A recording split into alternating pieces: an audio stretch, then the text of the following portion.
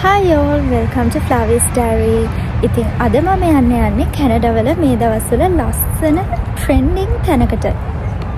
ඉතින් ඒ කොහෙද කියලා දැනගන්න නම් අද vlog එක ඉවර වෙනකම්ම බලන්න.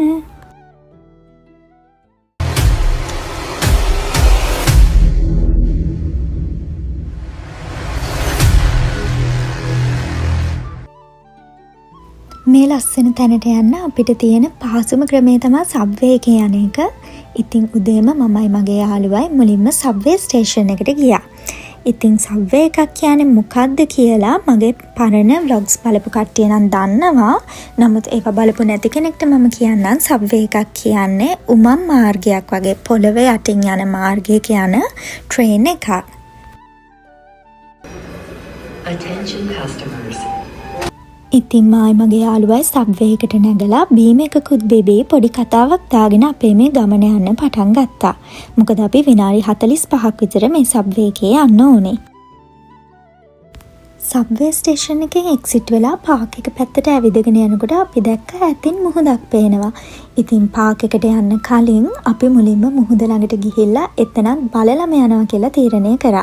මොකද ඇත්තටම අපිට අද දවසේ වෙන මුකුත් කරන්න වැඩක් නැහැ. මේ දවස්වල අපේ කොලේජුත් නිවාඩු. ඉතින් මේ වගේ මුළු දවසක්ම ෆ්‍රී වෙන්නේ හරිම කලාතුරකින්. ඒක නිසා අපි තීරණය කරා අද පුළුවන් තරම් ලස්සන තැන් බලලම ආපහු යනවා කියලා.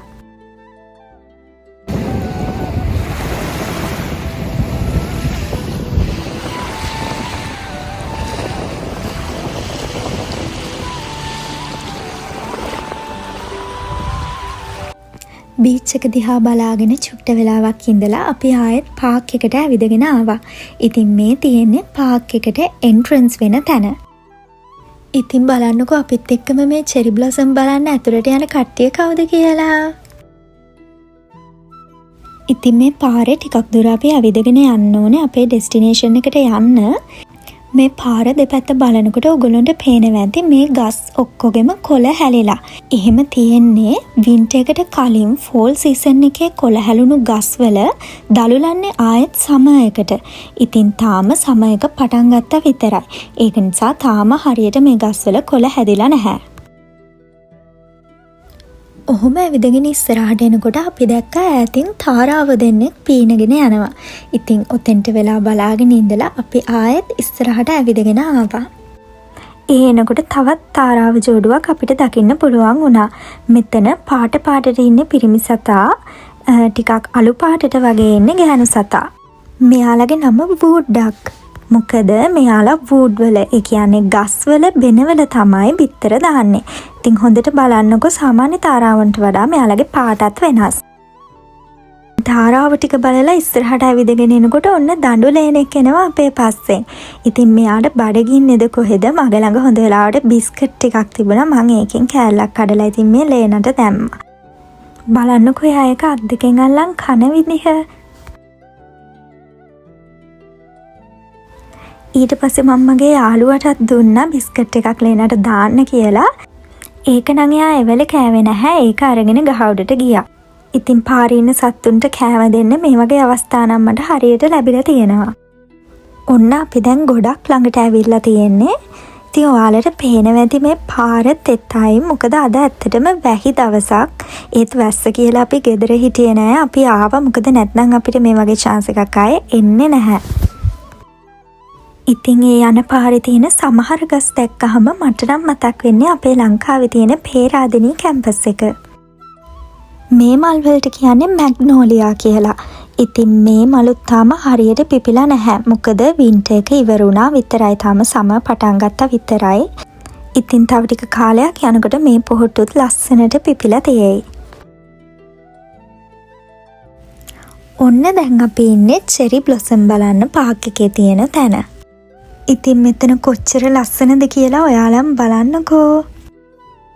සකුරා පිපිලා පිරුවට සදරා ආමග සැරසුවා නොවිදසුන් වඩන සිතකුත් නැතුවා මානුග හටතුන් ඒ සෙනෙහේ වෙලුණා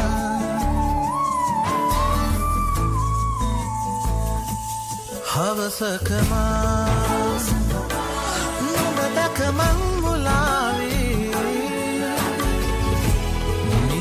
දෙක කතරේ තනියෝදා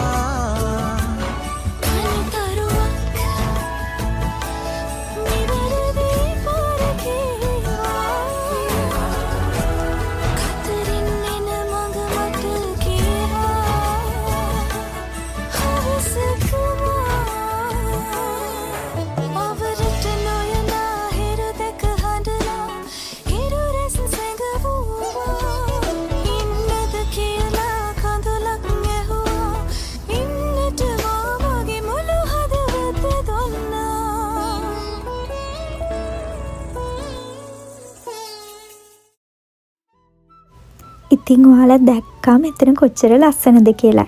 ගොඩක් කට්ටිය මෙතෙන්ට ඇවිත් හරිම ආසාවෙන් ෆොටෝස් ගන්නවා. චුට්ටක් ඈතට වෙන්න ඇනිමි කැරක්ටර්ස් විදිහට හැඳගත්තු දෙන්නෙකුත් ෆොටෝ ෂූට් එකක් කරනවා. අපි ඒක දිහාත් බලාගෙන හිටියා. ඉතින් මෙතන හරිම නිස්කලංක ලස්සන තැනක්. අපි චෙරි බ්ලොසම් බලලා ඉස්සරහට ඇවිදගෙන ආවා. මේ පාක් එකේ තියෙන්නේ ඒ මල් විතරක් නෙමෙයි, ඇත්තටම තවත් ලස්සන මල් ගොඩාක් පිපෙන්න තියෙනවා. තාම නම් ඒවා පොහොට්ටු විදිහට තමයි තියෙන්නේ. සම එකේ මැද වෙනකොට ලස්සනට මේ මල් ඔක්කොම පිපිලා තියෙයි. ඉතින් එතකොට මම ආයෙත් මේ වගේ පාක් එකකට ඇවිල්ලා ඒ ගැනත් වීඩියෝ එකක් දාන්නම්. ඉතින් මේ තියෙන්නේ ටියුලිප් පොහොට්ටු. තව ටික දවසකින් ටියුලිප් සීසන් එක පටන් ගන්නවා. එතකොට මම තවත් vlog එකක් අරගෙන එන්නම්. චෙරි බ්ලොසම් බලලා අපි ඉස්සරහට ඇවිදගෙන ආවා. ඉතින් මේ වෙලාවේ චුට්ටක් ආයෙත් වහින්න පටන් ගත්තා. ඒත් අපි බැස්සම ගියා තවත් ලස්සන තැනක් බලන්න.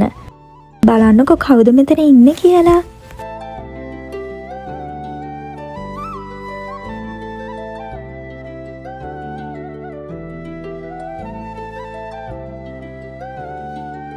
මේ හංසයා දිහා මමයි මගේ යාළුවයි ගොඩාක් වෙලා බලාගෙන හිටියා. හැබැයි මේ හංසයා මේ අවට ඉන්න පාත්තයන්ටවත් තාරාවන්ටවත් වතුරට බහින්න දෙන්නේ නැහැ. ඒගොල්ලෝ මෙයාගේ අවට ආවහම මෙයා කරන්නේ කොටලා ඒගොල්ලෝව ගොඩ බිමට එලවනවා. අර බලන්න එයා කියන්නේ වතුරට එන්නවා කියලා. හරි නරකයි. ඉතින් හංසයා දිහාත් බලාගෙන ඉඳලා මමයි මගේ යාළුවයි පාක් එකෙන් එක්සිට් වෙන පැත්තට ඇවිදගෙන ආවා. මේ වෙලාව නම් හොඳටම වහිනවා. මේ වටපිටාව එළිය වුණාට දැන් වෙලාව 7ට විතර ඇති. මේ දවස්වල අපිට 7:00ට අරට විතර තමයි සන්සෙට් එක වෙන්නේ. ඉතින් රෑ වෙන්න කලින් ගෙදර යන්න ඕනේ නිසා අපි එතනින් පිටත් වුණා. ඊට පස්සේ අපි ආයෙත් සබ්වේ ස්ටේෂන් එකට ඇවිල්ලා අපිට යන්න ඕනේ සබ්වේ එක අරගත්තා. ඉතින් මෙතනදී අපි භාගයක් දුර සබ්වේ එකේ ඇවිල්ලා බැහැලා කන්න මොනවා හරි අරගෙන ඉතුරු ටික බස් එකේ යන්න අපි තීරණය කරා.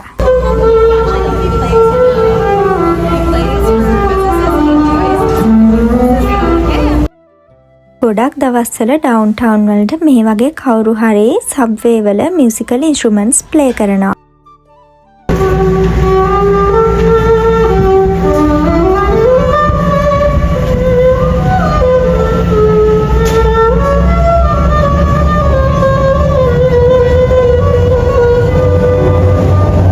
ඉතින් මෙයාලා මෙහෙම ප්ලේ කරනකොට මිනිස්සුන්ට පුළුවන් මෙයාලට ඩොනේෂන්ස් කරන්න. තව ටිකක් ඉස්සරහට වෙන්න තවත් ගර්ල් කෙනෙක් වෙන සෝංග එකක් ප්ලේ කරනවා.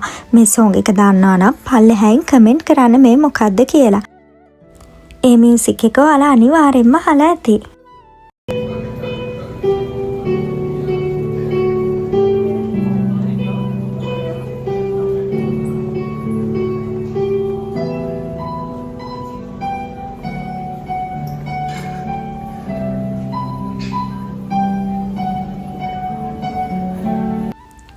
ඊට පස්සේ මමයි මගේ යාළුවයි shopping mall එකක් ඇතුලේ තියෙන restaurant එකකට ගියා dinner එක ගන්න. ඉතින් shopping mall එකක් ගැන vlog එකක් මම ඉස්සරහට කරන්න. මගේ channel එකත් එක්ක එකතු වෙලා ඉන්න තව මේ වගේ ඔයගොල්ලෝ දැකලා නැති කැනඩාවල ලස්සන තැන්, ලස්සන events ගොඩාක් මම ඔයගොල්ලන්ට අරන් එන්න බලාපොරොත්තු වෙනවා. ඊට පස්සේ අපි ආවා බස් ස්ටොප් එකට. මේ තමයි අපේ කැනඩාවල තියෙන බස්. ඉතින් මේ ස්ක්‍රීන් එකේ වැටිලා තියෙන අපි ගන්න ඕනේ බස් එක.